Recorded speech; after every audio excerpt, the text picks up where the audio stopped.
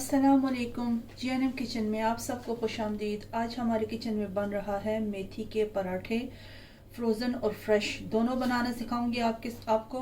तो चलिए जी अपनी रेसिपी शुरू करते हैं इस दुआ के साथ कि अल्लाह ताला सबके दस्तरखान भरे रखे, आबाद रखे, आमीन सुम्मा आमीन। यहाँ पे मेरे पास ताज़ा मेथी है, मैंने इसको अच्छी तरह से धोने के बाद इसको काटा है। ये इसके जो मोटे मोटे डंडर थे वो मैंने निकाल दिए और जो पतले वाले थे वो साथ ही काट दिए। यहाँ पे ये 2 से 2.5 चम्मच कुकिंग ऑयल है।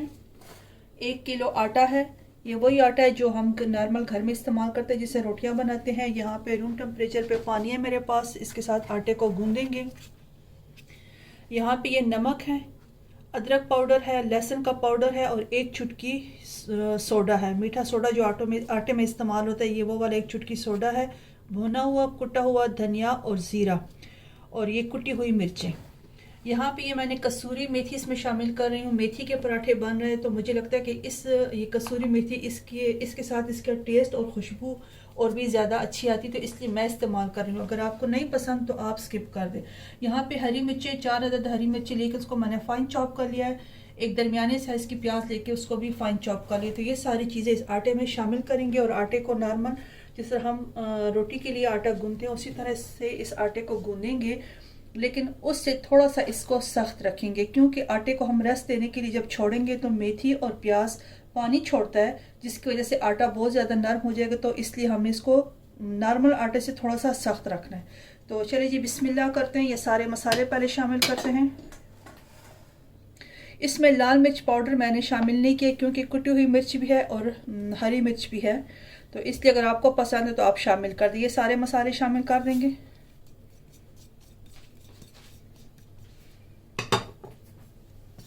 और ये भी सारी चीज़ें डाल देंगे।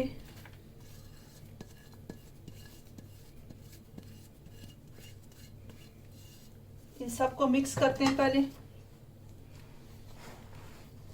ये जो चीज़ें आटे में शामिल की इन सबको अच्छे से मिक्स कर लेंगे कि ड्राई आटे में ये सारी चीज़ें अच्छे से पहले मिक्स हो जाए।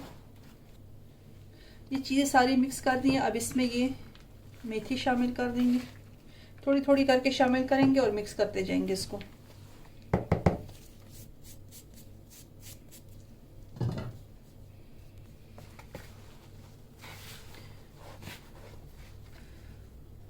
कुकिंग ऑयल भी साथ ही शामिल कर देंगे। अच्छा, कुछ लोग इसमें बेसन भी डालते हैं। अगर आपको पसंद है तो आप बेसन भी इसमें शामिल कर सकते हो, लेकिन मैंने इन पराठों को फ्रीज़ करना है इसलिए मैं इसमें बेसन शामिल नहीं कर रही।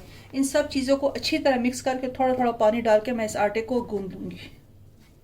अच्छा जी, ये आटा गूंद के मैंने तैयार कर लिया। आप देख सकते हैं बहुत नरम भी नहीं है और बहुत ज़्यादा सख्त भी नहीं है, दरमियाना है। नॉर्मल रोटी के आटे से थोड़ा सा सख्त है। थोड़ी देर आधे घंटे हम इसको रेस्ट देंगे, तो रेस्ट देने के बाद ये नरम हो जाएगा।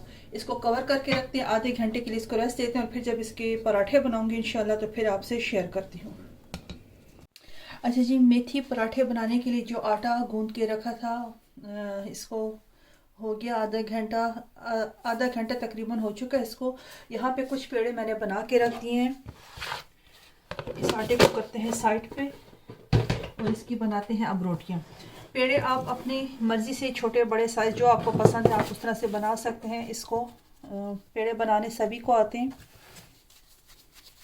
इसको यहाँ पे हल्के हाथों से बेलेंगे। तवा मैंने गर्म होने के लिए रख दिया है। मैं इन पराठों को फ्रीज़ करूँगी और आखिर में एक पराठा आपको पका के भी दिखाऊंगी। ये बहुत मज़े का पराठा बनता है।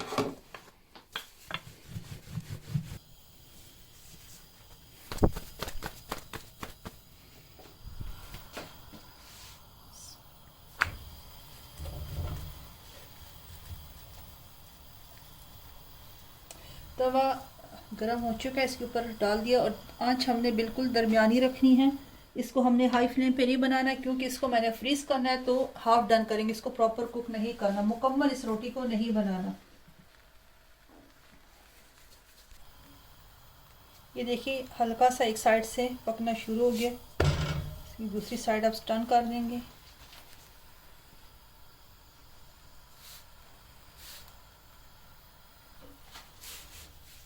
ये देखिए जी साइड पे कोई साफ कपड़ा बिछा के इसको साइड पे रखते जाएंगे।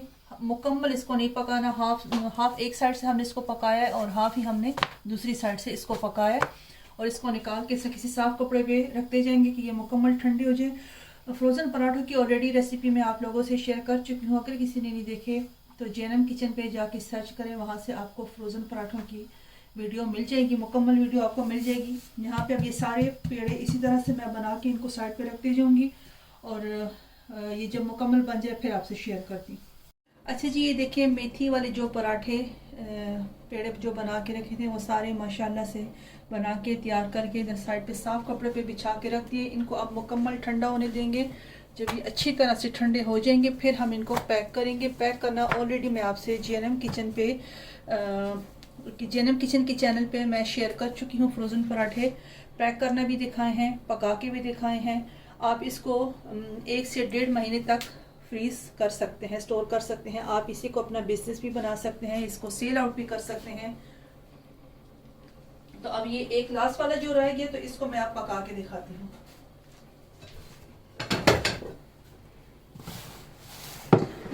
अच्छा, यहाँ पे मैंने रोटी बेल दी है। अब इसके बीच में मैं लगाऊंगी घी। ये मेरे हस्बैंड कह रहे हैं कि इसका मैंने बनाना है स्क्वायर पराठा। इनको स्क्वायर पराठा चाहिए तो इसका बनाएंगे स्क्वायर पराठा। घी, बटर, ऑयल जो आपको पसंद हो आप लगा सकते हैं। इसको अब हम यहाँ से उठा के इधर रखेंगे, यहाँ से उठा के ऐसे लगाएंगे।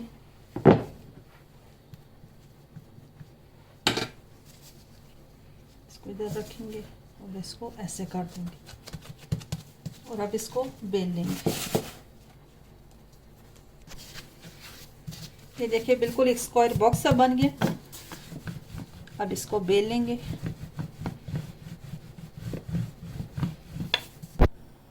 ये जी स्क्वायर पराठा रोटी बेल ली हमने। अब इसको हम डालेंगे तवे पे।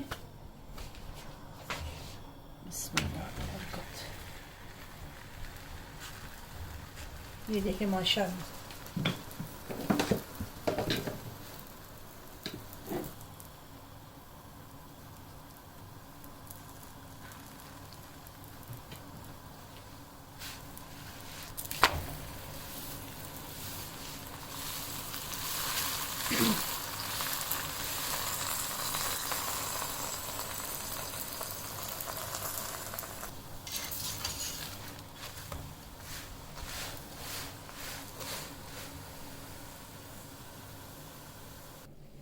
अच्छा जी, देखिए माशाल्लाह से मेथी का पराठा बन के तैयार हो चुका है। इसके साथ मैं दही सर्व करूँगी। आप इसके साथ टमाटर वाली चटनी भी इस्तेमाल कर सकते हैं, जिसके साथ आपको पसंद हो आप इसे इस्तेमाल कर सकते हैं। ये पराठा बहुत ही मज़े का बनता है। ये मैं आपको तोड़ के दिखाती हूँ। ये बाकी वाले पराठे भी माशाल्लाह से सारे तैयार हो चुके हैं। इसको दही को करते हैं साइड पे। बिस्मिल्लाहिर्रहमानिर्रहीम।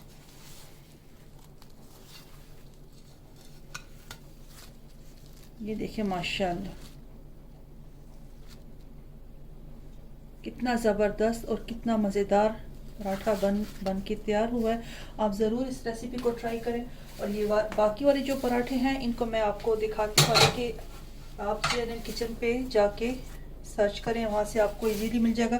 इसको नीचे मैं किसी ट्रे में लगाऊंगी।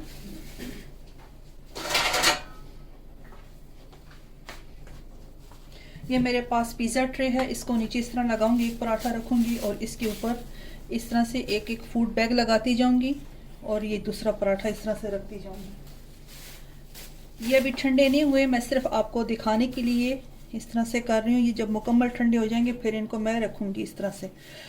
स्टेप बाय स्टेप सारे पराठे आपने रखने ताकि ये आपस में फ्रीज होने के बाद ये आपस में चिपके नहीं। जब फ्रीज हो जाए तो आप फिर 6 का पैक बनाएं, 12 का पैक बनाएं और इसको अपने इलाके में इसको सेल आउट करें, अपने घर से अपना बिजनेस करें और अल्लाह ताला सबके रिज़्क़ में और कारोबार में खैर और बरकत डाले। आमीन सुम्मा आमीन। यहीं पे अपनी इस वीडियो को एंड करते हैं। मिलते हैं फिर इंशाल्लाह किसी नई रेसिपी के साथ। तब तक के लिए अल्लाह हाफिज़। खुश रहें, आबाद रहें। आमीन सुम्मा आमीन।